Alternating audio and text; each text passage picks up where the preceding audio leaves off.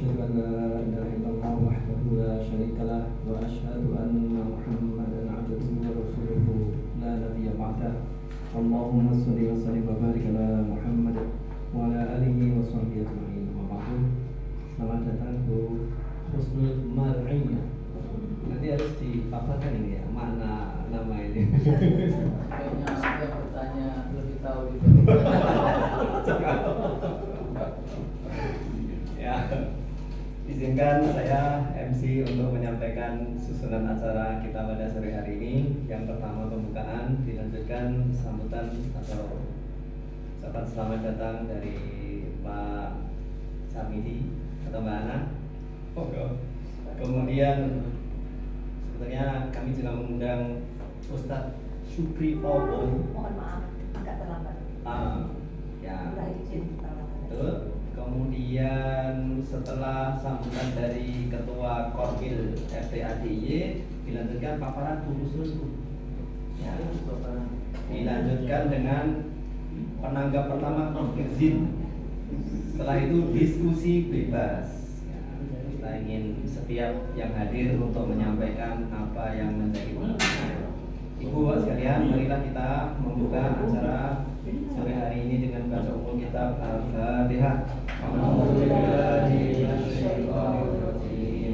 Bismillahirrahmanirrahim. Alhamdulillahi rabbil alamin. Ar-Rahmanir-Rahim. Maliki yaumiddin. Iyyaka na'budu wa iyyaka nasta'in. Ihdinas siratal mustaqim. Siratal ladzina an'amta 'alaihim ghairil maghdubi 'alaihim waladdallin. Selanjutnya sambutan dari Ketua Korwil, monggo Pak Sarmidi. Koordinator. Yang kami hormati Prof. Husnul, yang kami hormati Mbak Iskun, DPP FTA, Prof. Kirgin yang hormati, dan teman-teman aktivis FTA daerah Kijaya yang hormati. Alhamdulillahirrahmanirrahim, pantas bersyukur hari ini dalam suasana yang bahagia dan cerah ini kita dipertemukan oleh tokoh nasional dan nanti dapat memberikan pencerahan pada kita. Bapak Ibu yang berhormati, salawat dan salam semoga tercurah kepada Nabi kita Nabi Agung Muhammad SAW. Insyaallah kita akan dapat salawat yang benar. Pertama, terima kasih pada Prof. Husnul yang sudah menyempatkan waktu untuk bertemu pada kita dan nanti mencerahkan kita semua terkait dengan isu-isu nasional. Pertama adalah krisis ketatanegaraan dalam penyelenggaraan pemerintahan. Dan yang kedua adalah inflasi pengamat. Ini menarik ya. Maka kami teman-teman memberikan sebuah tema, yaitu pengaruh kualitas pendidikan terhadap pelaksanaan dan penyelenggaraan ketatanegaraan. Mudah-mudahan semua yang kegelisahan kita nanti setelah ketemu Prof. Husnul bisa terselesaikan. Mengapa negara kita itu sekarang kayaknya krisis ketatanegaraan, berarti ini semaunya tidak taat pada konstitusi dan sebagainya. Mudah-mudahan ini nanti setelah pemaparan kita bicarakan ya. Isu yang terakhir adalah penyebutan kabur di zaman. Itu sangat menggelitik pada kita semua. Ya, mengapa kita kabur di zaman? Kok tidak ke Yordania? Ya, itu pencerahan dari ibu kita. Terima kasih. Mudah-mudahan hari ini merupakan pencerahan dan mendorong aktivitas kita untuk lebih maju dan luar biasa. Sekali lagi kepada Mbak Iskun selaku DPP terima kasih atas supportnya luar biasa, tidak akan lelah, terus subuh maghrib isya selalu diskusi dan ada manfaatnya kita semua. Terima kasih. Assalamualaikum warahmatullahi wabarakatuh.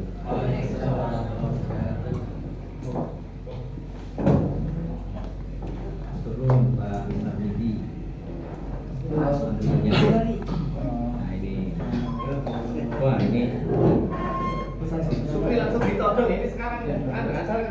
Sepi, mama, Ustaz, di depan sini, Ustaz. Mama, Segini kita menasih. ini sekarang yang harus bicara. Patah dua patah kata. Monggo, ya, sambil binara.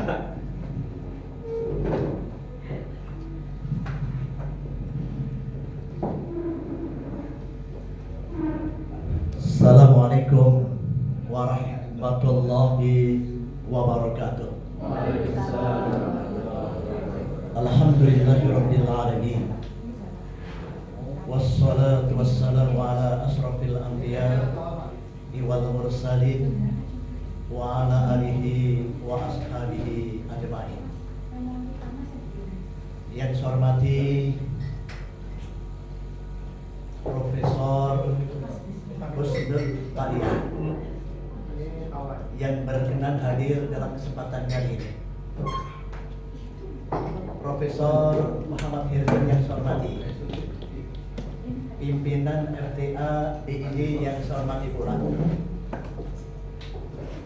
Marilah kita sanjungkan puji dan syukur kehadapan Allah Subhanahu wa taala atas karunia dan ridha-Nya. Kita sekalian telah diberikan kesempatan oleh Allah untuk melaksanakan silaturahmi dan diskusi pada saat ini dengan mengundang pakar Profesor Husnul Maria. Saya meyakini apa yang akan kita lakukan ini insya Allah bermanfaat dalam memberikan kontribusi kepada negara dan bangsa Indonesia ini. Berapa tahun yang lalu saya pernah bersama dengan Profesor Husnul Maria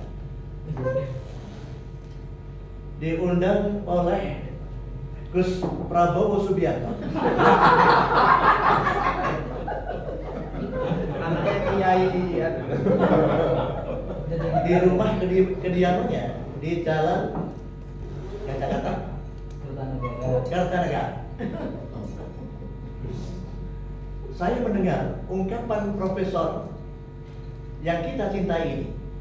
Beliau mengatakan sangat yakin dan insya Allah Prabowo ini punya keturunan dari garis pejuang, dan insya Allah Prabowo juga jadi pejuang. Hal itu perlu kita yakini bersama-sama ketika itu.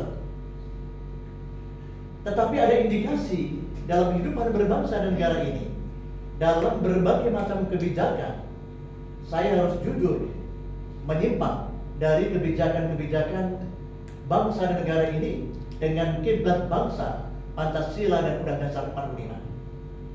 Apakah itu di bidang politik, demokrasi, hukum, apalagi, termasuk juga masalah pendidikan. Oleh karena itu ada kewajiban moral. Kalau Profesor Husnul Maria dulu merasa yakin Prabowo bisa memperbaiki kehidupan bangsa, maka ketika Prabowo itu melakukan penyimpangan, maka tentunya Husnul Maria berkewajiban untuk kalau tidak, sing dosa dhisik dhewe Profesor. Mau. Termasuk saya juga, orang yang pernah dekat dengan Prabowo, sudah berjanji sedemikian rupa di Masjid Taqwa, tetapi seolah-olah itu tidak ada lagi. Oleh karena itu, saya berharap pertemuan kali ini bisa merumuskan satu sikap bagaimana kita itu memberikan kontribusi pemikiran. Yang pertama, agar Prabowo Subianto kembali kepada jalan yang benar. Agar Prabowo Subianto ini menepati janjinya dan juga sumpah jabatannya dalam rangka mengemban amanah kehidupan rakyat dan bangsa ini. Sebab kalau tidak, saya pernah mengatakan Prabowo kalau bisa amanah diberikan oleh Allah anugerah kemuliaan. Tetapi kalau tidak, dia khianat, dia akan diberikan laknat dan azab oleh Allah. Semoga itu tidak terjadi, dan insya Allah dengan pemikiran umat dan bangsa ini, mudah-mudahan Prabowo bisa kembali kepada jalan yang benar. Terima kasih. Kurang lebihnya mohon maaf. Assalamualaikum warahmatullahi wabarakatuh. wabarakatuh. Waalaikumsalam warahmatullahi wabarakatuh.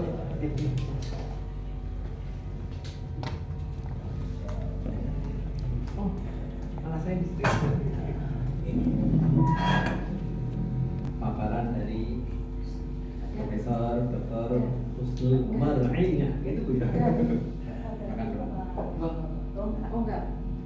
Kalau sudah ada mic itu udah.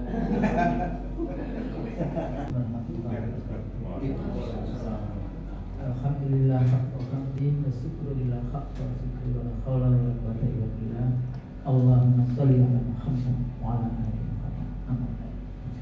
Bapak-bapak dan ibu-ibu yang dimuliakan Allah. Saya tadi itu mikir mau ngomong apa. Karena kan ibu ngomong aja. Nah, ngomong aja ya sudah. Karena FDA ini FDA kan. Iya. Ini saya harus ngomong FDA di mana bahkan orang HTI juga undang saya, HTI nanti ngomongnya apa kayak gitu tuh. Tapi saya Muhammadiyah kayak gitu. Jadi kalau saya di HTI saya akan disclaimer dulu, saya pengurus LHKB PP Muhammadiyah kayak gitu supaya tidak difitnah sana sini. Nah, tentu saja karena kita sekarang sedang bahas tentang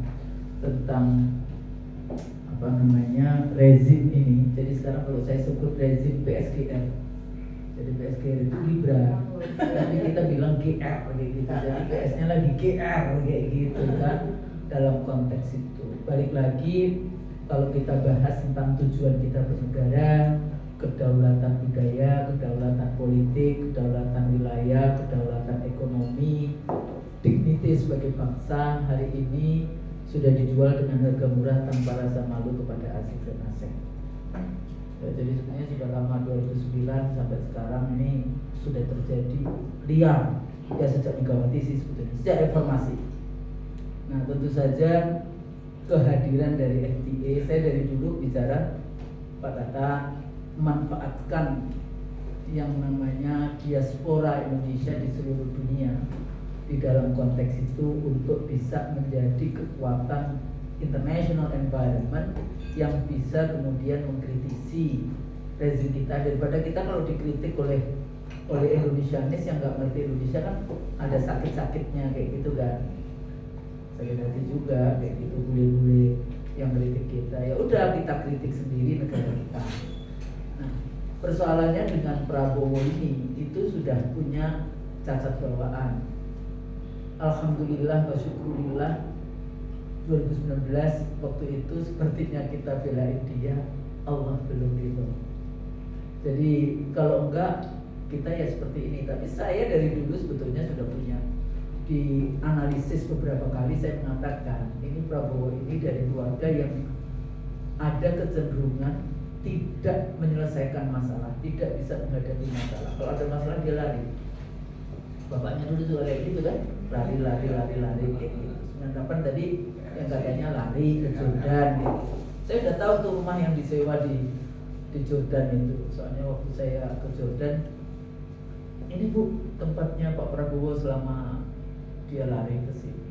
Jadi itu yang masalah. Hari ini sudah berapa puluh kali dia ngomong omongan di luar negeri. Nah, jadi salah satunya memang begitu. Cacat berikutnya lagi adalah pilihan demokrasi liberal yang di dalam konteks sesi pemerintahan kita. Kalau dulu di 2014 saya katakan the liberal Machiavellian election, pemilu terbuka dipenuh dengan tipu-tipu muslihat. Kemudian fabricated election, pemilunya sepertinya demokratis, tapi sudah terjadi kejahatan pemilu yang luar biasa yang kita tidak bisa melihat sampai di tangan. Terakhir di 2024 saya sebut sebagai unelectoral kudeta. Kudeta elektoral itu kudeta untuk meyakinkan bahwa seleksinya yaitu si GR itu tadi, anaknya Mulyono, Fufa, begitu ya, diyakinkan dipilih atas nama popular vote dengan cara pemilu one vote one person one value. Nah ini cacat bawahnya. Selain kita bicara tentang pamannya, MK, KPU-nya dan seterusnya, tapi intinya proses itu, walaupun si Mulyono dulu terserah masyarakat, emangnya kalau dia bisa antarkan sendiri ke KPU kan bukan? dia harus dipilih. Bayangkan seorang Prabowo waktu itu ceritanya, katanya, saya belum tanya sendiri ke Prabowo, katanya pada saat keputusan umur dari wakil presiden ini diturunkan, sebetulnya yang di atas itu mau dipatok 70 tahun, sehingga Prabowo, strateginya Prabowo ya sudah langsung dia umumkan wakil presidennya itu. Ya. Jadi Anda bisa bayangkan kalau kita bicara tentang kriteria menjadi pemimpin the most populous Muslim country in the world, tapi dua-duanya nggak tahu tauhidnya seperti apa. Nah, jadi yang berikutnya lagi adalah jadi selectionnya sendiri, electionnya sendiri seperti itu. Yang kedua lagi carry over, satu dasawarsa terakhir. Semua persoalan Joko Widodo itu dibawa oleh Prabowo, gitu. Yaitu biasa di semua rezim kalau terjadi suksesi ya semua persoalan masa lalunya itu juga. Kemudian kalau kita bahas tentang gejala retaknya bangsa terbelah, fragmented, memproduksi kebencian, kebodohan kolektif, relawan buzzer berkelanjutan, masalah kedaulatan, semuanya kita itu seluruh lini kita bermasalah hari ini. Ya. Nah, harusnya kalau mengaku demokratis, banyak demokrasi itu teorinya itu berbuku-buku. Tapi saya biasanya menggunakan leadership paradigm itu, pertama ada suksesi pemerintahan secara berkala, tapi excluding the use of force, dilarang menggunakan kekerasan. Ya, tapi BIN, TNI, Polri sampai tingkat Polsek membuat satgas pemenangan anaknya presiden menggunakan anggaran APBN, APBD dan seterusnya. Nah, yang kedua apa? Partisipasi politik. Yang ketiga civil and political liberties. Nah, yang jadi masalah hari ini civil and political liberties kita luar biasa. Kita tidak bisa dari yang mengkritik. Kalau dikritik langsung kita disuruh pergi ke Yaman dan sebagainya seperti itu. Nanti kita suruh juga, ya lu pulang sana ke Cina. Nah, gitu kan sama aja, tapi kan nggak jelas yang kayak gitu. Ya kan ibunya ada Cina, ya sudah. Nah, jadi kalau kita bahas tentang itu, bagaimana kontrol sosial. Jadi kalau civil and political liberties itu kebebasan berserikat, kebebasan menyampaikan pendapat, kebebasan pers dan seterusnya seperti itu. Ya. Nah, sepertinya kita sudah menuju kepada authoritarianism karena kinerja pemerintah hari ini anti kritik, ya, bahkan tidak mau mendengarkan kritik gitu ya. Dia selalu klaim kalau kita mengkritik dianggap hate speech. Ya, jadi hate speech. Justru pejabatnya dengan pasukan buzzernya yang suka sebetulnya hate speech kepada rakyatnya. Makanya dulu waktu di TV saya bicara ya, waktu itu di TV Bang, kenapa sih pengamat juga, dosen juga, waktu itu saya tanya dosen dari UNAS, Anda pernah nggak menganalisis pernyataan-pernyataan pejabat terhadap rakyatnya? Yang selalu katakan, oh iya, kalau kita tidak ada migran dari Cina, emang ada orang di sana. Kamu dibayar pejabat untuk supaya rakyat Indonesia itu bisa mengerjakan pekerjaan itu. Kenapa mesti OB saja impor dari Cina? Itu yang saya sebut di IC Deliso bersama Nursi selalu mengatakan interconnectivity war. Salah satunya adalah migrant workers. Jadi kalau hari ini, kemarin kan ngomongin video, lihat gak video viralnya? Dulu waktu ketemu di tempatnya Prabowo, saya mengatakan kepada dia antara poros Jakarta Beijing dengan poros Jakarta Washington. Kemarin saya kan orang modern saya dididik oleh Eropa, makanya isu BOP, isu ART, isu MCD, Major Defense Cooperation Partnership, MDCP. Yang terakhir kan MDCP yang membolehkan nanti ruang udaranya dipakai oleh Amerika di dalam konteks itu. kerjasama si Safrik dengan menteri perangnya Amerika. Nah, modern nation state itu sebetulnya secara ilmu politik, secara teori, secara sejarahnya itu adalah gerakan reformasi Protestanisme di Eropa, yaitu the separation between state and church, pemisahan antara gereja dan negara, secularism. Makanya kalau ada waktu itu selalu saya dituduh oleh banyak, Ibu Krisno, jangan bawa-bawa agama dalam politik. Oh, Anda berarti pengikut khilafah Kristen Protestan yang melarang agama masuk dalam politik. Katolik gimana? Oh enggak, khilafah Roma Katolik itu kalau ada warga negara kita yang Katolik, dia dibaptis, maka dia punya dua warga negara Indonesia dan warga negara Vatikan. Dia memang negaranya kecil, Roma Vatikan, tapi dia punya uskup dari agung sampai yang tidak agung, gitu kan, di seluruh dunia. Nah, khilafah Islam, tapi kalau saya ngomong seperti ini di HTI ada HTI nggak di sini? Makanya jangan samakan dong yang barat dengan khilafah. Lah, saya itu menggunakan terminologi khilafah dalam artian suksesi pemerintahan, dalam artian tata kelola pemerintahan, supaya khilafah Islam itu menjadi bahasan yang ilmiah saja, tidak usah kemudian kita ketakutan luar biasa pada saat kita bicara tentang khilafah Islam. Karena yang kalau Anda tidak mau bicara khilafah Islam, yang Anda praktekkan ini khilafah Kristen Protestan. Mau apa? Eksklusif. Nah, jadi modern nation state apa? Sekuler dia. Sumbernya apa? Akal terbatas. Terus dia menggunakan selalu terminologinya humanism. Cuma persoalannya ada full human, ada less human. White supremacy itu full humannya, kitanya menjadi less human, makanya terjadi kolonialisme. Kita menganggap kolonialisme, tapi Belanda dan kawan-kawannya itu selalu menganggap bahwa dia civilization, membangun peradaban. Padahal beradab juga, makanya di Amerika yang namanya, siapa yang penemu Amerika? Columbus.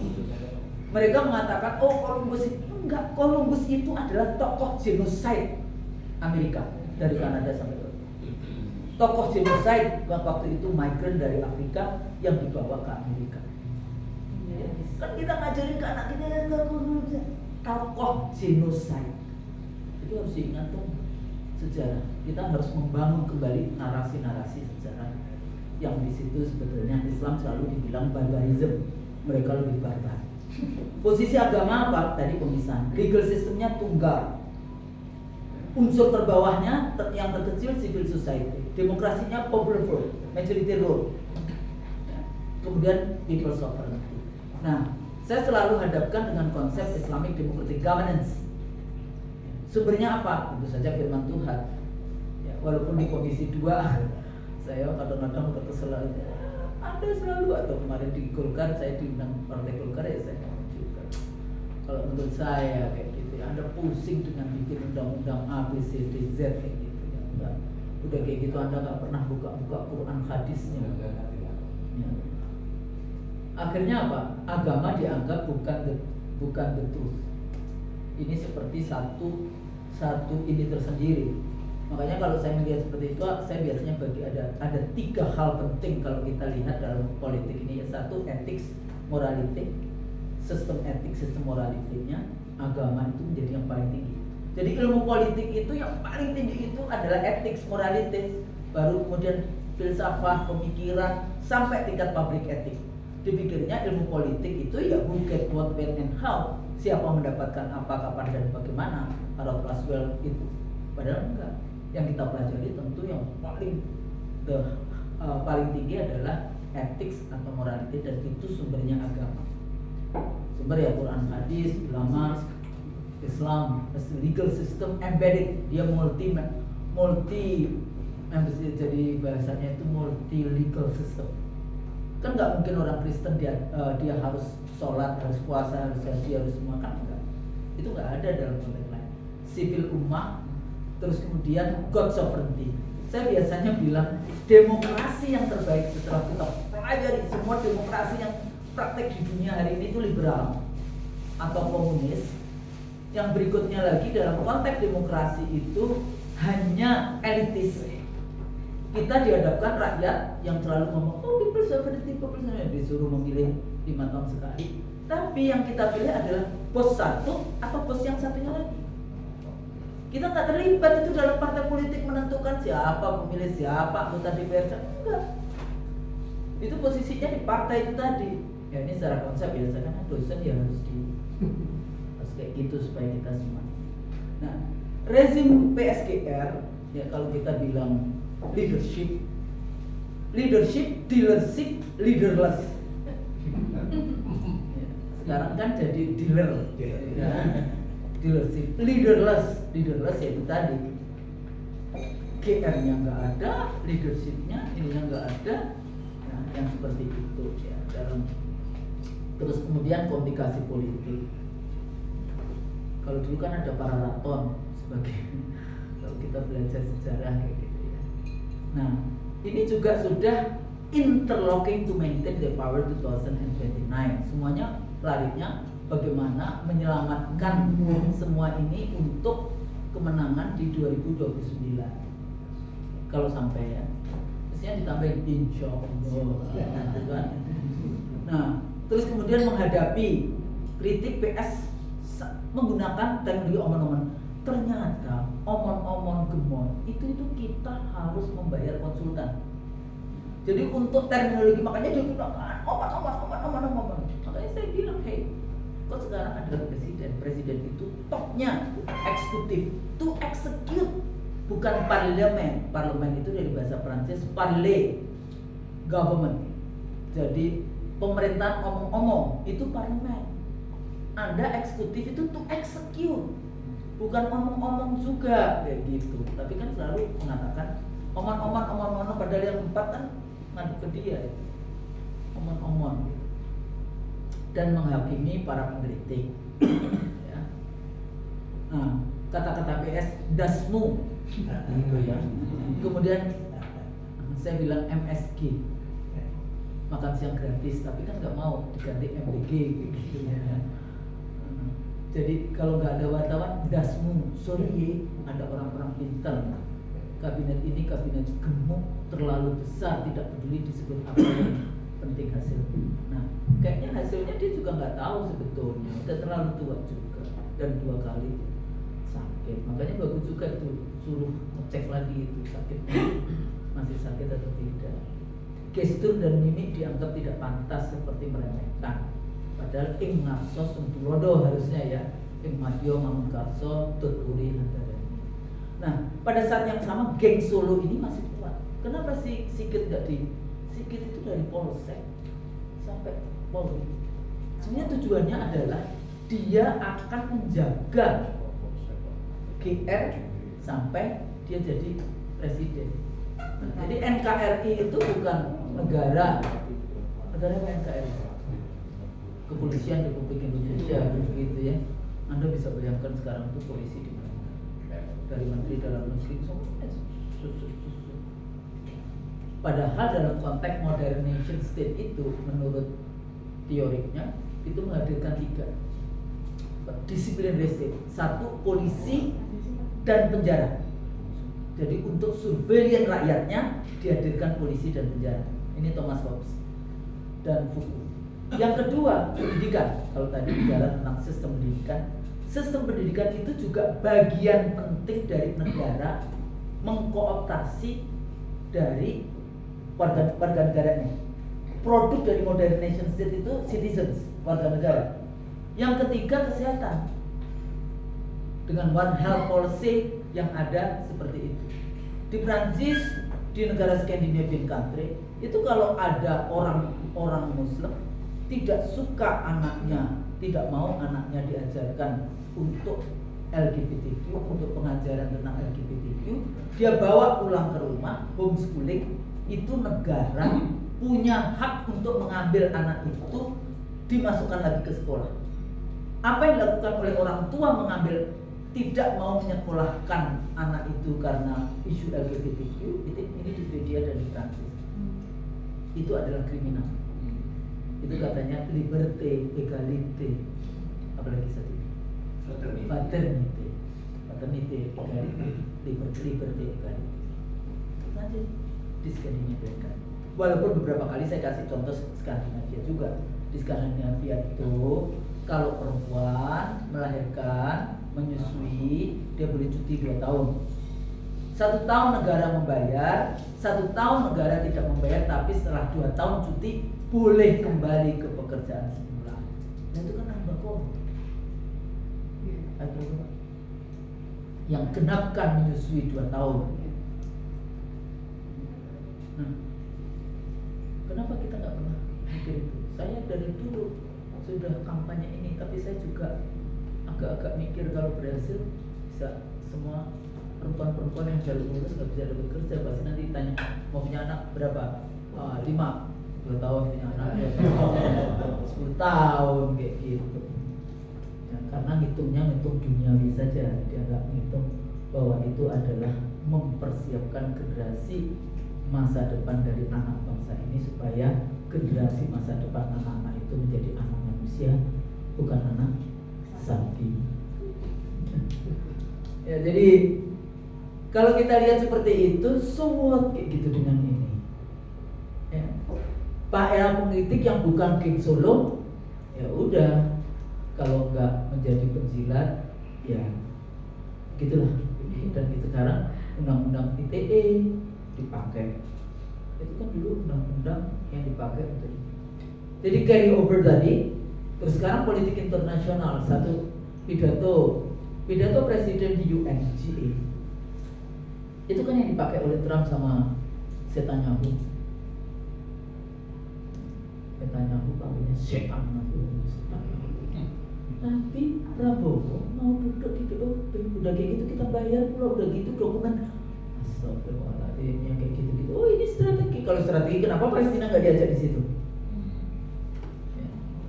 Nah, jadi ini terus muncul dokumen Epstein. Jadi sekarang kita tunjukkan aja. Ada nggak orang-orang Islam yang ini di dokumen Epstein-nya? Kalau ada ya 1-2 orang ini, tapi kan nggak seperti para pemimpin mereka. Katanya Islam yang rusak kayak gitu kan, barbar kayak gitu. Ternyata Allah buka sendiri. Dan hari ini ngapain kita itu menjilat-jilat Amerika? Saya sebut the crumbling colossus of American Empire. Sudah jatuhnya yang namanya Empire Amerika. Perang Iran juga delusion empire. Jadi sepertinya kita menganggap selama ini yang namanya Amerika itu begitu kuatnya, kalah sama negara yang sudah sejak 79 di embargo kayak gitu. Kenapa? Nah, jadi hari ini sebetulnya kita membutuhkan yang namanya persatuan Islam, persatuan yang kayak gitu-gitu. Kita langsung wah Iran ya, paginya mau Syiah, Sunni, malamnya tetap aja nonton. Oh ini Iran gimana kayak gitu kan. Tapi salah satu yang penting di dalam konteks saya dulu tahun 79 revolusi Iran itu adalah tadi kalau saya tadi ethics, yang kedua itu cultural, pentingnya budaya. Ya, pentingnya budaya di dalam kerangka apa? To serve the divine revelation. Jadi budaya itu bukan budayanya yang di atas, tapi God revelation-nya itu, ayat-ayat firman-firman Tuhan. Jadi budaya itu bisa ditinggalkan kalau itu sudah melanggar tauhidnya, dan bisa dikembangkan kalau dia melayani ayat-ayat Allah. Yang disebut cultural, pentingnya budaya. Jadi jangan dibalik kayak gitu ya. Islam Nusantara versus Islam Arab atau filsafat, enggak kayak gitu ya, karena kita balik-balik. Cultural imperatifnya itu di situ.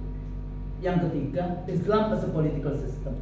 Jadi dulu zamannya revolusi Iran, saya baru masuk kuliah. Oh, kita bangga karena apa? Islam as a political system. Padahal kita dicekokin. Oh, nggak ada negara dalam Islam. Oh, nggak ada ini dalam Islam. Oh, semuanya kan nggak ada. Padahal ternyata pemikiran-pemikiran manusia dari era 350 tahun sebelum Masehi, Aristoteles, Plato, Socrates, kemudian loncat ke 350 Saint Augustinus, loncat ke Thomas Hobbes, John Locke, Rousseau, Marx. Lah, itu kan ada yang kosong zaman Rasulullah. Khulafaur Rasyidin, Umayyah, Abbasiyah, sampai Turki Utsmani.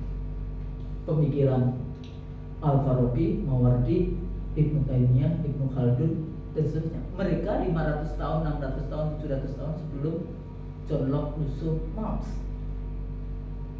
Tapi kita kan kalau baca John Locke, Rousseau, Marx seperti baca Al-Quran. Pesannya itu.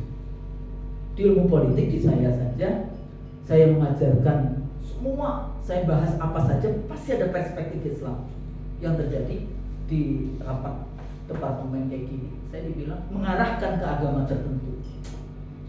Hasil survei nih, terus saya bilang, sebutkan Ibu Husno agama Islam. Kalau saya nggak ngajarin Islam, Marx apa? Ateis. John Locke apa? Rousseau apa? Katolik.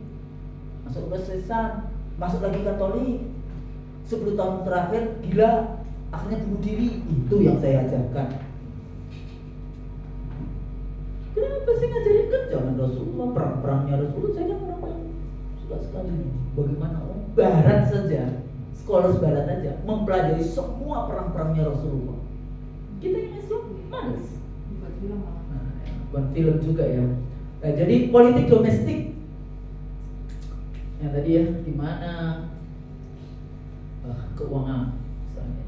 Ya kalau kita itu dari satu utang ke utang yang lain, akhirnya kita negara kita dibiayai oleh ekstraktivisme resources.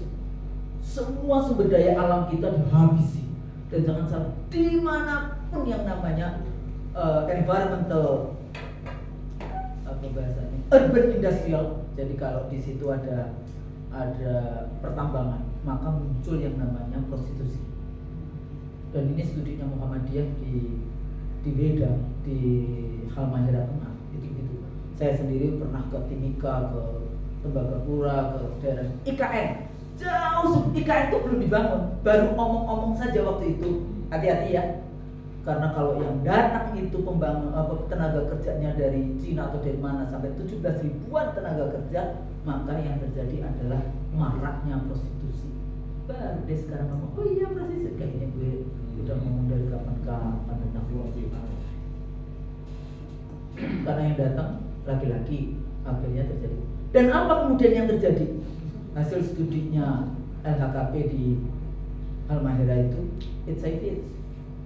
Dulu sebelum yang besar seperti Bunuh Dina ini itu baru Perancis saja. Di tengah hutan di Beda itu sudah ada rakyat di sana yang kena HIV/AIDS. Di Timika itu setiap hari HIV/AIDS itu sampai 5 orang yang masuk ke rumah sakit, dan itu rumah sakitnya Kristen, rumah sakit yang dari Palembang itu baru 2006 dibangun. 80% milik Freeport McMoran Amerika, 10% milik Freeport Indonesia. Dulu dibeli oleh siapa itu yang Golkar pengusaha. Nah, 10% milik negara Republik Indonesia. Bakri, ya, tapi 5 tahun untung sama Bakri dijual. Saya sudah sampai ke Tembagapura, di Grasberg dan Eastberg. Itu 2 gunung yang harusnya begini, itu sudah jadi mangkok. Setiap hari itu 700 apa ya ukurannya? Juta ton atau apa nggak tahu. Batu yang dari gunung itu yang diproses. Waktu itu saya sekitar 40 tahun ya, saya ke sana udah 40 tahun. Tiap hari tanpa pernah libur. 98% tembaga, kata dia, 2% emas. Saya dikasih buku, saya kasih adik saya yang ITS itu, coba kamu hitung kira-kira 2% emas itu lebih banyak duitnya dibandingkan yang hitungan tembaga. Nah, siapa yang menikmati? Kita dikejar-kejar pajak, ya. Minyak naik, gas naik, semua naik. Itu boleh. Kalau tadi pendidikan itu bagian dari negara, kurikulum dan sebagainya itu MBG, tambang, korupsi. Jadi pejabat itu penikmat dari negara. Jadi so what? Kita ini sebetulnya mau bikin apa sih visinya? Demokrasi liberal, Pancasila, majority rule. Why people choose comfortable lies rather than choosing uncomfortable truth? Kenapa sih orang-orang itu memilih dia comfortable dengan berbohong-bohong, tapi tidak comfortable kalau itu adalah kebenaran? Ya. Jadi tadi ya sudah semua yang Jordan, POP. Nah, kalau kita mau kan selalu kalau saya bilang social development policies, pendidikan, kesehatan, perempuan, anak-anak, lingkungan hidup, penyandang jajar, HAM dan seterusnya. Gimana anggaran pendidikan sekarang ini?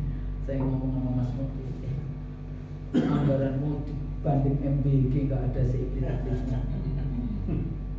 Kalau anak-anak sekolah yang berada di otoritasmu itu makan keracunan, kok yang disalahkan? Guru-guru yang honorer cuma 200.000, 300.000, kok yang disalahkan? Dibandingkan supir MBG yang 3 juta. Ya. Nah, terus akhirnya Mas Moti bilang, Mbak, rekrutmen guru itu tidak di kewenangannya Moti, tapi di kewenangannya Pemda, Mendagri, Menpan. Terus MBG tidak pernah sekalipun kami diajak. Ya jangan mungkin diajak. Kok yang punya yang namanya data sekolah-sekolah di seluruh Indonesia terjauh, miskin, itu gara-gara si menteri ini tidak pernah mendukung MBG dengan segala macam itu, ketemu Prabowo aja susah. Menteri-menteri kita itu kan ketemu Prabowo karena dia terlalu banyak pergi ke luar negeri ya, jadi ya susah juga. Nah, jadi ini persoalan yang kita hadapi hari ini. Terus Prabowo ngomong miskin tapi bahagia. Nah, kalau rakyat ngomong ke pejabat boleh, dasmu kayak gitu boleh. Tapi kalau pejabat nggak boleh ngomong ke rakyatnya dasmu kayak gitu ya. Indikatornya apa? Kalau rakyatnya ngomong kami miskin tidak, tapi bahagia boleh.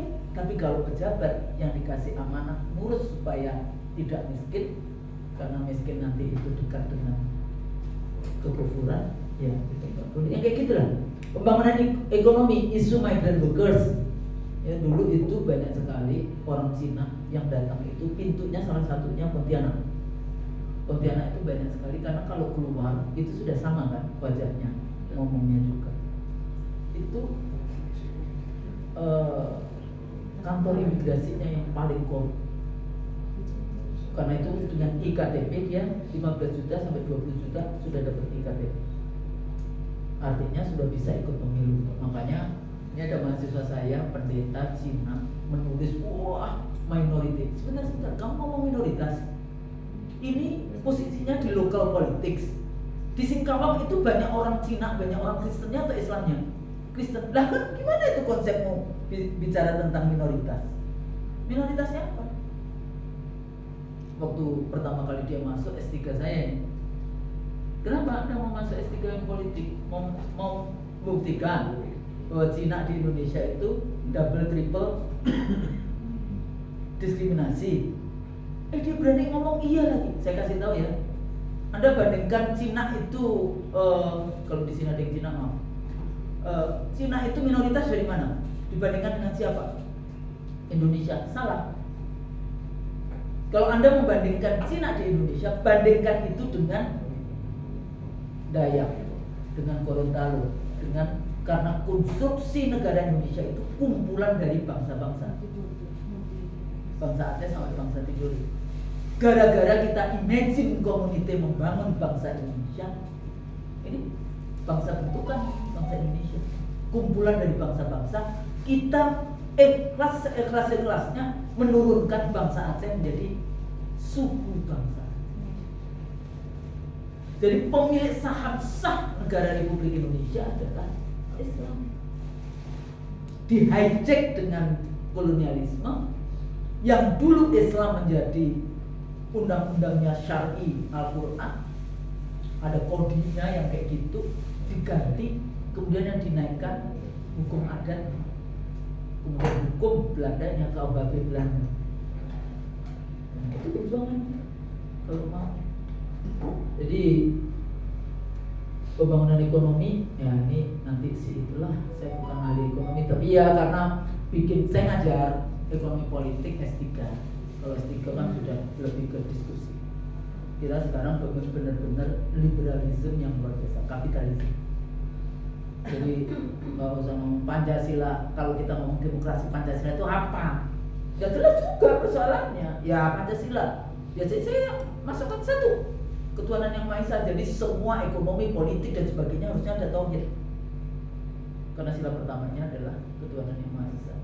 Tapi kalau ngomong kayak gitu saya udah, apalagi sering diundang HTI, yang HTI. Untung saya jadi pengurus Muhammadiyah ya, jadi agak sulit gitu.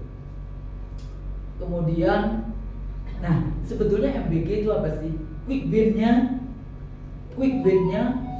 SBY. Jadi pokoknya kasih nih duit ini, peluang pilihan perut versus otak. Ada alternatif enggak? Model awal Orde Baru, pembagian susu, posyandu itu lebih keren sebetulnya dibandingkan hari ini. Nah, makanya kita perlu gitu ya gerakan-gerakan urban farming, Impres era Soeharto dulu. Yang bikin penelitian SD Impres saja mendapatkan hadiah Nobel. Nah, tapi bukan berarti saya, oh iya Soeharto enggak, udah selesai Soeharto.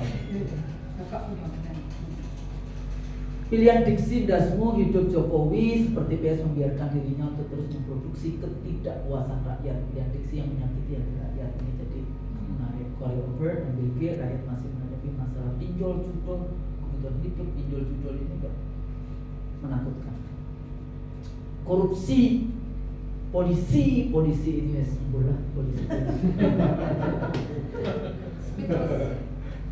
Dia punya KUHP, dia punya struktur sampai tingkat polsek bawah kan berarti, dan dia punya uang. Makanya jangan berikan demokrasi kekuasaan kepada polisi, nggak boleh. Makanya polisi itu masukkan ke daerah-daerah aja, desentralisasi. Itu satu menurut saya dari dulu sih sebetulnya. Werawi rebut tafsir negara Pancasila. Kalau saya rebut tafsir negara Pancasila karena demokrasi yang terbaik itu kalau diisi oleh apa? Diisi oleh Islam. Dan itu bukan saya, itu banyak scholars internasional, political scientist yang juga seorang Muslim. Akhirnya diskusi-diskusi saya di Washington, diskusi saya di beberapa tempat itu akhirnya kita ngomongin value. Selama ini kita kan nggak pernah mau melihat bagaimana value-value yang ada.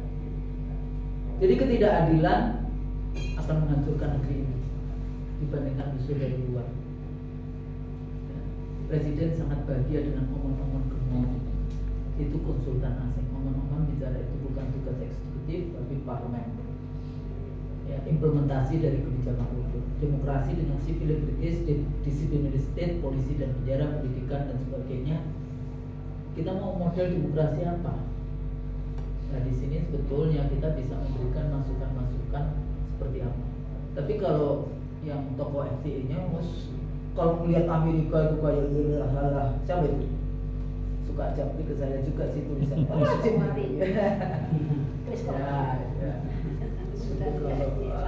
kalau melihat biasanya kalau sama saya, kalau saya lagi punya waktu suka saya nggak begitu.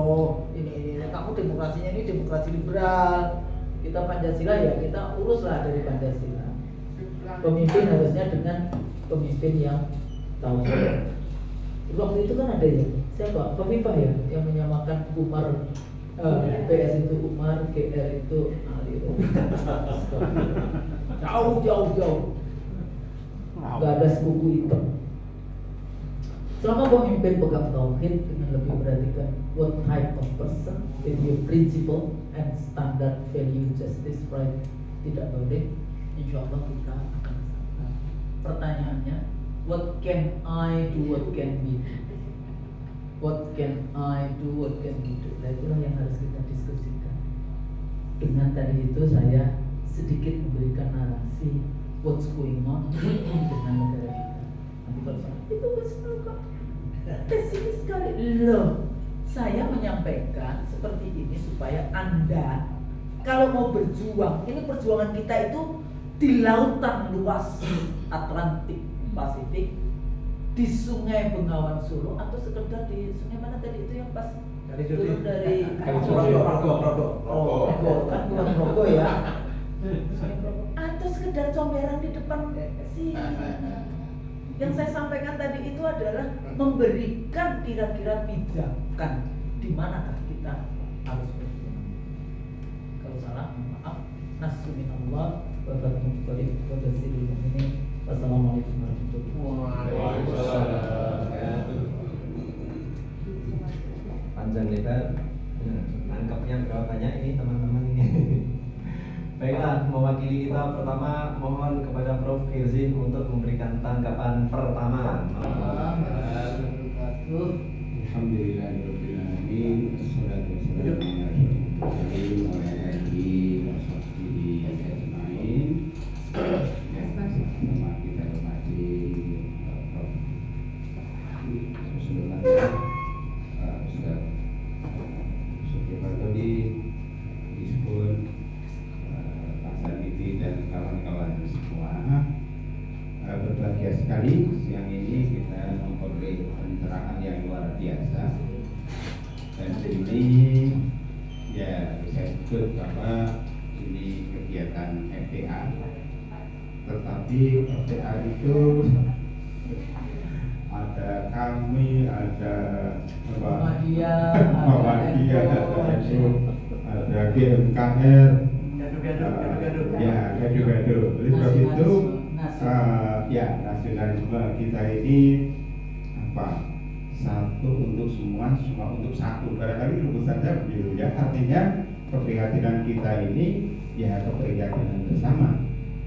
Jadi ya mungkin kalau dihubungkan dengan GMKR itu pesannya itu ya mari apa elemen-elemen yang ada di daerah-daerah yang bergabung gitu ya. Nah sekarang karena ini acaranya FTA ya silahkan kami GMKR dan lain-lain yang Muhammadiyah itu ya bergabung kemari kan ya. Jadi itu tadi saya menyebutnya satu untuk semua, semua untuk satu. Dan buku ini juga ada di mana-mana dan untuk siapa-siapa ya. Jadi bersyukur sekali.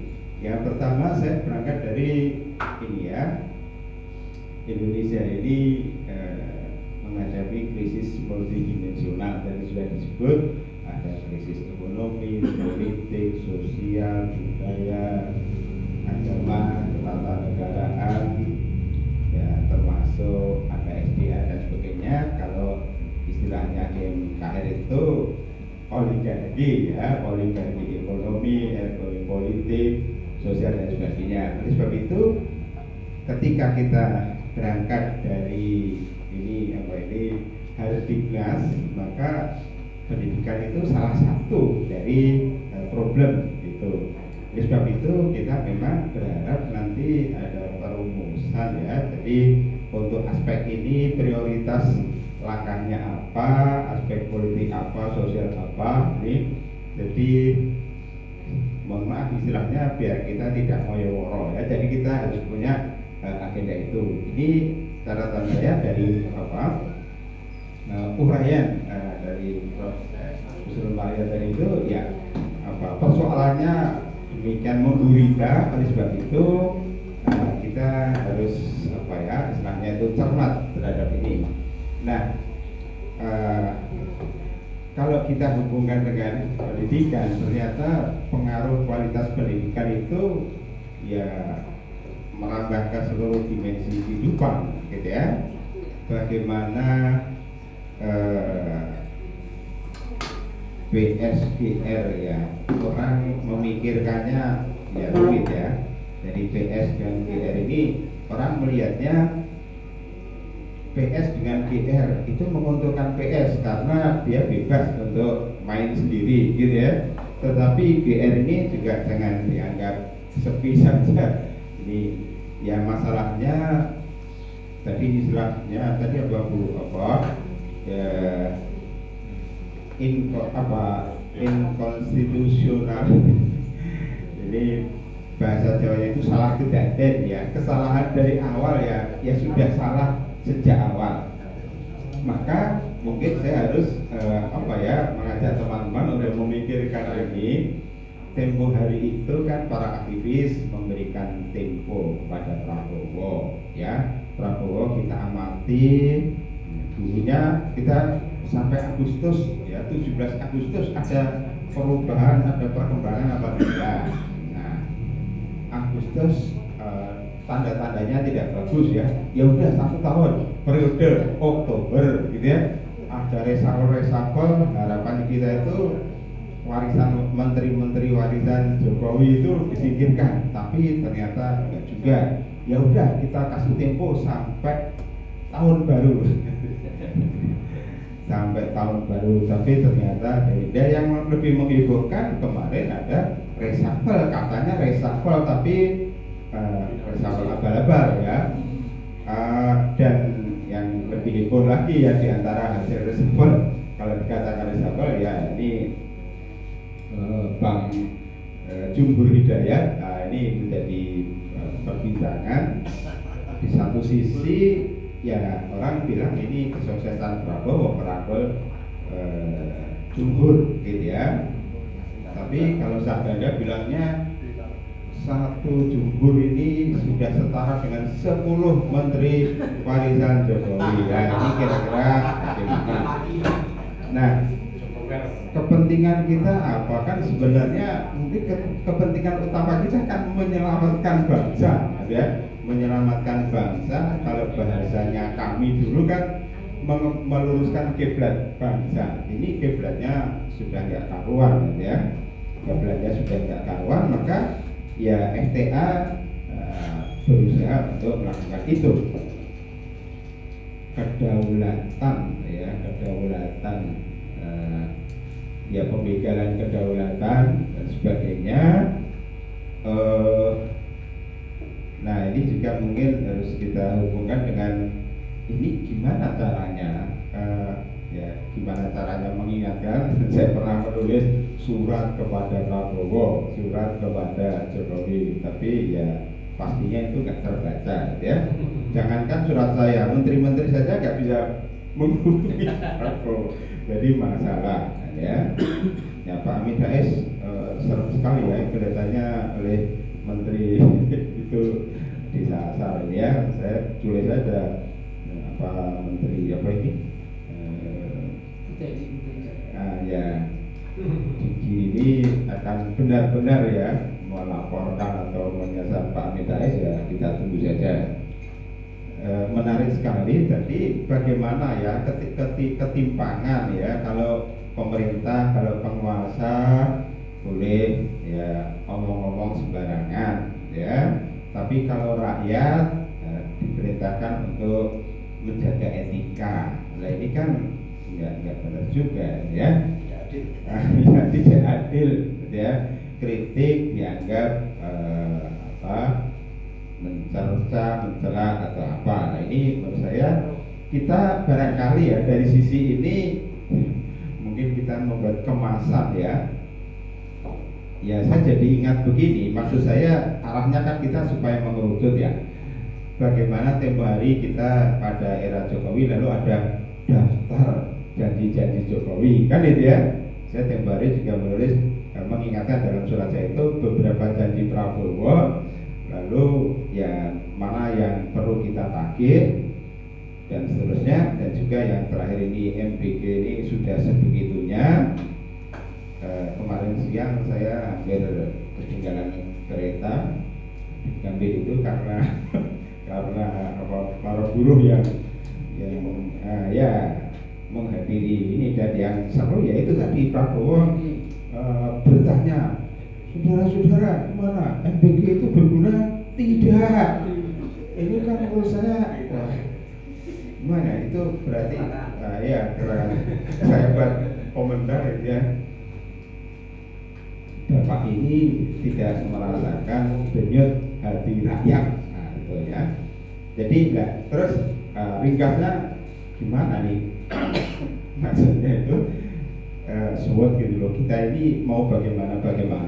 Tadi saya berharap ya kita bahasa Jawanya itu kita petani ya, memang kita petakan ya seperti mungkin ya gaya ya, saya menyebutnya gaya lah ya, FPP TNI itu kan merumuskan ya, lalu ada 8 tuntutan itu, dan 8 tuntutan itu sampai sekarang juga belum terrealisasi. Kembali ke UUD asli, ya saya kira ini juga saya membuat catatan, tanpa kembali ke UUD 45 asli, siapapun presidennya ya Republik ini tetap akan begini, itu kurang lebih begitu. Dan saya appreciate ini arahnya menurut saya ya mengamalkan Pancasila dengan seksama, di mana sila-sila Pancasila itu dijiwai oleh sila pertama dengan ilustrasi apa itu Pak Natsir atau siapa, di mana Pancasila itu seperti uang 10.000 gitu ya. Kalau berkurang 0,1 nggak masalah kan, jadi 1.000. Kalau kurang satu lagi ini. Tapi kalau yang hilang itu nomor satunya, ketuhanan yang Maha Esa, ya lalu tidak ada apa-apanya. Itu sebabnya maka bagaimana saya sangat mendorong apa tadi yang ditekankan oleh Prof. Husnul itu, bagaimana kita menghidupkan Pancasila. Dulu almarhum Kiai Haji Ahmad Haidar Basir ketika orang-orang pada membuat komentar itu di Masjid Amal Bakti ya, di apa mana atau kubahnya itu kan ada segi 5, lalu di tengahnya Allah gitu ya. Orang pada sini masa Allah di kerangkeng kan gitu ya. Nah, cara pembacaan Prof. Ustaz Kiai Haji Ahmad Haidar Basir itu sebaliknya, Allah mengisi Pancasila, nah gitu ya. Nah, bagaimana seperti mungkin juga Cak Nur Tewari ya, Pancasila sebagai ideologi terbuka, nah kita harus mengisinya, intinya adalah begitu. Apa ini ya, oke, bagian ya mungkin sedikit lagi yang saya ingin sebutkan ini. Ya, bagaimanapun orang melihat ketika kita itu mengharap-harap adanya reshuffle, ternyata menteri-menteri warisan Jokowi itu tetap eksis, malah diperkuat. Ada Qodari, ada Dudung Abdurrahman. Ini berarti saya membacanya begini, ketika beberapa waktu Prabowo itu menyikat ya apa ini tambang-tambang atau apa ya, Bapak Ibu hari-hari ini nggak ini ya, nggak kedengaran Luhut itu sedang ngapain gitu ya. Mungkin termasuk apa perusahaan-perusahaan dia yang tereliminasi. Jadi harapan rakyat ada reshuffle itu justru saya mencatatnya reshuffle yang dibegal gitu ya, dibelokkan oleh para oligarki, malahan diperkuat. Jadi menurut saya, kesimpulan saya ya geng Solo ini masih eksis. Oleh sebab itu ya kalimat terakhir saya adalah perjuangan kita harus dikuatkan gitu ya, ke semua ini. Oleh sebab itu FTA saya berharap bisa FTA bisa berada di garis depan. Terima kasih. Assalamualaikum warahmatullahi wabarakatuh. Terima kasih Prof. Izin tanggapan pertama. Sebelum yang lainnya juga menyampaikan pendapat atau pertanyaan, sehubungan di depan kita sudah ada makanan dan minuman terhidang. Menteri Pendidikan Tinggi, ada Kementerian Agama, ada semua menteri-menteri yang lain bikin kampus. Jadi kayak Depdagri punya IPDN, dan itu sampai S3. Anda bisa bayangkan anggaran yang kita dulu itu ada itu loh, itu apa sih asosiasi guru itu yang membawa PGRI, yang membawa ke MK sampai harus 20%. Sekarang siapa yang menikmati? Nah, dan mereka ini lebih bermewah-mewah. Jadi ada Universitas Pertahanan Nasional, itu FK-nya, dan punya FK dan sebagainya. Padahal aturannya itu yang namanya S2 tidak boleh dibikin kalau dia tidak ada S1. Itu dulu itu nggak ada S2, nggak ada S1, S1. Yang kedua, nggak boleh yang namanya bikin kampus di mana di kota itu sudah ada kampus, misalnya UGM bikin di Jakarta, UNER bikin di Jakarta, lah kan ada UI. Ya bukan kita sih UI sih nggak terlalu peduli lah lu mau bikin, tapi itu ada aturannya. Hanya karena aturannya yang bikin, yang ini orang UGM kayak gitu kan yang jadi menterinya waktu itu. Dan sekarang kita lihat aja, Mendagri punya, Menhan punya, siapa aja nggak punya yang namanya kampus. Padahal mereka harusnya non degree. Kalau kita mau benar, sehingga di pool yang pendidikan itu ya di Kementerian Pendidikan yang kayak gitu ya. Jadi SD, SMP, SMA dan kemudian perguruan tinggi.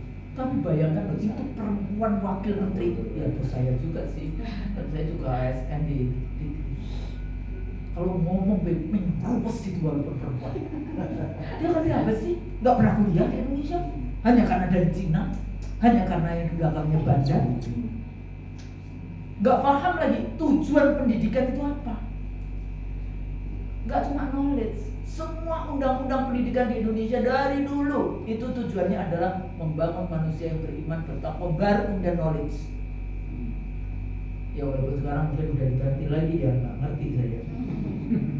Tapi dunia pendidikan kita emang kayak gitu. Belum lagi kita bicara kurikulum, belum lagi bicara sumber daya manusianya dan sebagainya. Jadi tujuan kalau orang bilang Jowoni, civilization, peradaban, membangun peradaban. Saya waktu kuliah di Sydney University, saya diundang itu sama teman-teman saya, grup mahasiswa S3 dari Iran. Dari 250 orang, perempuannya cuma 5 cocokan. Tapi saya disuruh jadi pembicara. Bagaimana, ada nggak ya pertanyaan tentang pengaruh revolusi Iran terhadap gerakan Islam di Indonesia? Saya ada. Saya dulu zamannya kuliah di awal ya bacaan saya Al-Saiza, Mutahari, Al-Syariati ini dan seterusnya di dalam konteks itu. Ya. Tapi bayangkan sejak 79 dia diembargo, mereka kirim itu yang namanya anak-anak bangsanya belajar matematika, fisika, kimia. Sekarang bisa bikin macam-macam itu, military industrial complex itu dari merebut semuanya yang dulu sebetulnya dari Islam direbut oleh mereka, sekarang direbut kembali. Kita sempat Habibie mengirimkan itu, tapi pulang akhirnya jualan es krim. Karena apa? Karena kita nggak punya strategi bagaimana itu yang namanya ribuan yang sudah dibiayai oleh rakyat. Saya waktu itu sudah sampaikan, gimana kalau saya tanya tuh sama asosiasi yang waktu demo-demo itu, kalian kalau dikirim ke kabupaten-kabupaten, kembangkan teknologi di kabupaten-kabupaten dengan desentralisasi, mau dibayar 10 juta sebulan? Mau mbak? Tadi kan nggak ada. Akhirnya Habibie pusing nyariin pekerjaan yang sudah dibayar rakyat ke barat lagi, gitu. Ke Eropa, ke ini dan sebagainya. Jadi artinya kita ini masih belum sadar di dalam konteks apa sih sebetulnya. Kalau hari ini saya baru karena saya dulu SPG ya, sekolah pendidikan guru, jadi saya tahu bagaimana yang namanya mengajar dan sebagainya itu di situ. Bapak saya guru SD juga, gitu ya, kita keluarga guru, tahu lah. Saya dulu nggak mau jadi guru, saya SPG nggak mau jadi guru SD karena miskin, gitu. Nggak mau miskin kayak bapak saya, katanya masih tetap aja jadi guru di bawah mahasiswa. Jadi membangun budi pekerti. Saya bilang sama mahasiswa saya, lebih baik kalian menulis itu tidak sempurna dibandingkan ya, kalian sempurna tapi plagiarisme. Kalau Anda mengambil itu ada caranya bagaimana mengambil dan sebagainya, kayak gitu-gitu kita sampaikan di kelas dalam konteks gitu, gak gampang. Jadi ya memang dunia pendidikan kita ya menterinya aja walaupun sekarang menterinya orang juga Mbak ini komis bangsa dewe. Enggak sih, saya makanya saya kritik perempuan itu gitu. Sobat tahu tiap hari di podcast, tiap hari di TV, sepertinya dia sudah ngerti. Pernah nggak dia jadi dosen? Nggak naik pangkat, digajinya berapa? Sama ya UMR juga gaji gimana tuh? Untungnya kita tidak pernah berpikir karena punya rukun iman. Jadi yang punya rezeki itu Allah, ya tinggal minta aja, gampang. Jadi menarik Pak, saya kayaknya perlu sekarang menulis surat lagi ke Prabowo kali ini. Saya dulu nulis surat ke Joko Widodo, ke Mega, tapi kayaknya sekarang udah banyak orang yang nulis surat. Jadi akhirnya saya ada, udah banyak. Pak, kapan ini nulis surat lagi? Dan alhamdulillah sebetulnya surat-surat saya dulu itu setiap kalimat itu dibaca oleh orang yang sebelah sama saya, orangnya Megawati. Tapi nggak bisa dibawa. Jadi kalau nulis surat hati-hati. Dari nulis suratnya itu jangan sampai kemudian kita dibawa ke pengadilan. Kalau tidak jelas, bikin bukan pernyataan tapi pertanyaan. Apakah dulu Bapak Jokowi menang dengan cara halal? Nah, apakah Bapak Jokowi dulu tidak? Nah, yang kayak gitu. Jadi apakah apa? Narasinya. Nah, kalau yang tadi ya midi itu menurut saya ini yang perlu diketok kepalanya itu bin sebenarnya tadi mestinya bin dan semua orang lah, orang sekitarnya Prabowo mestinya ngasih masukan. Jangan ada pertanyaan MBG pasti jawabannya tidak. Kita rakyatnya lebih tahu kok dibandingkan dia. Dia kan banyak luar negeri, jadi dia nggak tahu apa yang terjadi di dalam. Enggak, kalau menurut saya sih enggak. Baru sehari jadi menteri enggak mungkin lah. Tapi kan dia nggak bisa mengontrol namanya masyarakat. Enggak, goblok-goblok aja itu.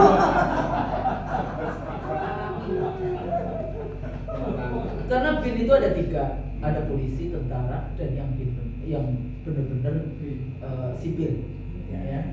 Nah, yang nggak dipakai kan yang sipil. Ini mahasiswa, makanya kadang-kadang kalau saya ngomong jadi, ya kan mahasiswa saya orang dari bin, Kabinda, ada jenderal polisi, ada jenderal tentara, ada yang itu yang namanya Sinarmas Group itu punya tanah sampai 5,3 juta hektar yang bermasalah di Komnas HAM. Ada nggak mahasiswa? Bu, bukan 5,3 juta hektar lagi. Berapa? 9 juta. 5 juta diagungkan ke bank domestik, 4 jutanya diagungkan ke bank asing. Satu keluarga punya 9 juta hektar. Rakyat kita digusur-gusur sama Ahok. Ahok karena kegiatan saya di Jakarta itu 6 wilayah yang digusur-gusur sampai ke pengadilan dan sebagainya di Jakarta. Ahok selalu mengatakan, oh ini kan tanah negara. Oke, tanah negara. Itu negara milik siapa? Milik rakyat atau milik siapa? Milik bandar. Nah, kayak gitu jadi berbeda. Jadi saya termasuk. Jadi kalau Anda lihat besok itu yang saya kesini diundang Partai Umat ya. Banyak juga yang menulis surat, siapa yang Partai Umat? Menulis surat ke saya, lawannya Pak Amin, lawannya yang pengurusan hari ini. Dapat surat dari saya. Loh saya diundang, masa diundang Pak Amin nggak datang gitu loh. Whatever di dalam konteks ini. Yang kedua lagi, saya internal partai sebelum bikin aja saya udah bilang ke Pak Amin, Pak Amin nggak usah bikin baru, nanti kita rebut lagi tuh Pan. Ayo Pak Amin nggak usah bikin baru. Udah ini rapat sama baru, nenek kosong semua. Aku bilang nggak usah, awas kalian. Kalau sampai ada apa-apa kalian tinggalkan Pak Amin. Bener ditinggalkan ya. Amin, oh iya Mbak, oh iya ini sudah benar. I said so. Saya disuruh masuk, saya bukan negeri Pak, nggak bisa. Tapi saya dipanggil siapapun, kalau Anda masih, ya, apalagi pejabat, apalagi yang memang ini, saya akan datang. Dulu juga kayak gitu kan, sampai saya dipanggil dekan diadili in absentia, ya perang terbesar di dunia. Karena saya bicara dan Prabowo dan katanya saya, padahal saya tahu batasnya di mana, sekolah, narasumber kayak gitu ya. Nah, terus saya bilang, lah kalau Jokowi Widodo undang saya datang. Tapi waktu diajak Pak Amin untuk KM 50, nanti Bu Kusno salah satu pembicara kemana Pak? Ya nanti kalau ketemu saya. Maaf, Pak. Saya beresin semua code ini, tapi saya nggak mau kritik sama. Bayangkan saya kritik Joko Widodo di mana-mana, tahu-tahu ada foto saya bersama Joko Widodo. Itu gimana? Enggak apa-apa. Tapi tidak ada yang namanya tokoh yang bertemu Joko Widodo dan mengatakan kalau Anda membunuh satu manusia tidak bersalah, neraka jahanam. Itu Amin Rais itu ngomong kayak gitu. Ya, jadi balik lagi, saya memang kalau dari 4 itu ya besok diundang itu. Kalau udah nggak kembali kepada Undang-Undang Dasar 45. Refli juga udah nggak. Tinggal di nama saya yang masih kembali ke Undang-Undang Dasar 45. Dan saya ngomong di Komisi 2 di partai-partai, saya bilang saya nggak mau memberikan masukan tentang pilpres karena posisi saya kembali ke Undang-Undang Dasar 45. Kembalikan itu ke MPR. Saya nggak mau bicara tentang pilkada karena posisi saya pilkada oleh DPRD dari dulu.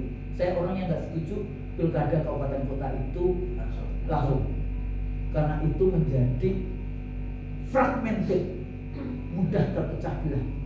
Dan yang kedua lagi, Marzuki Ali waktu itu cerita langsung ke saya, sudah jadi, dulu kan undang-undangnya sudah jadi, tapi Dubes Amerika mengatakan jangan.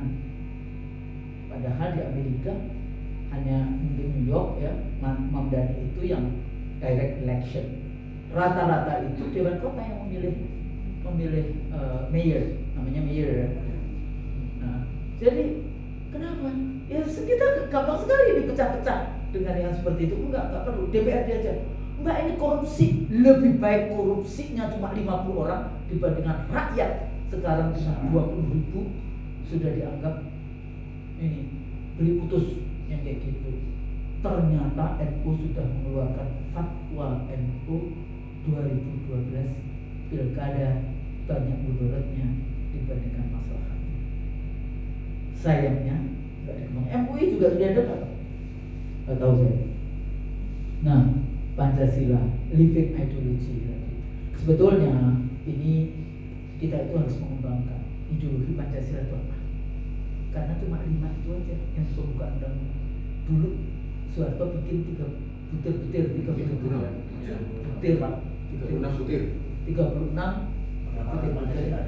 Pancasila. Kan nggak bisa ideologi cuma 36 ideologi yang kayak gitu. Karena itu ideologi itu kan ada ide, ada keyakinan, ada nilai, ada cita-cita. Harusnya itu kita rumuskan. Mari kita rumuskan. Makanya saya bilang demokrasi saja sekarang saya berani di international conference saja saya bilang, the best values untuk melaksanakan demokrasi, karena saya kritik semua teori demokrasinya. Saya bilang the best values untuk demokrasi itu Islamism.